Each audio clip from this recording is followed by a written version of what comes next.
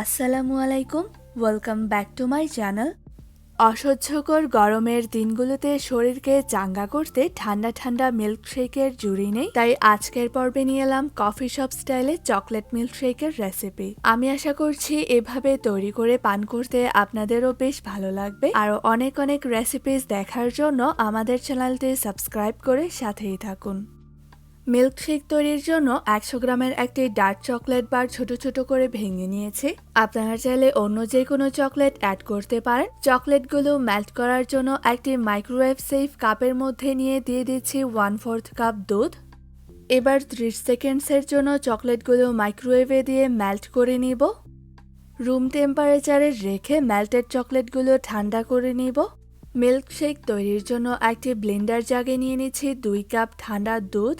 Liquid দুধ জাল করে নিয়ে রুম টেম্পারেচারে রেখে ঠান্ডা করে নিয়েছি। এবার সেই মেল্টেড চকলেট ঠান্ডা করে নিয়ে দিয়ে দিচ্ছি 1/2 কাপ।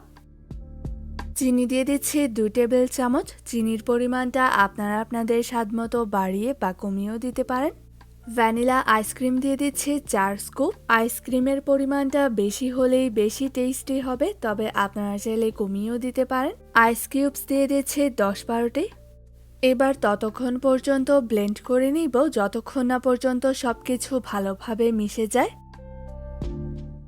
যে গ্লাসে চকলেট মিল্কশেক সার্ভ করব সেটায় সামান্য একটু চকলেট সিরাপ দিয়ে ডেকোরেট করে নিচ্ছে, তবে এটা অপশনাল, আপনারা চাইলে কোনো ডেকোরেশন ছাড়াও সার্ভ করতে পারবেন।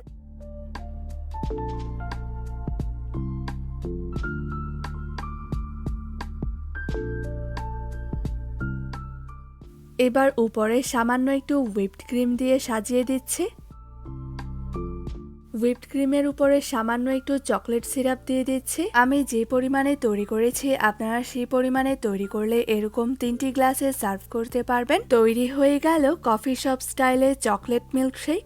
রেসিপিটি যদি আপনাদের ভালো লেগে থাকে তাহলে লাইক এবং শেয়ার করতে ভুলবেন না। আজকের পর্ব দেখার জন্য অসংখ্য ধন্যবাদ।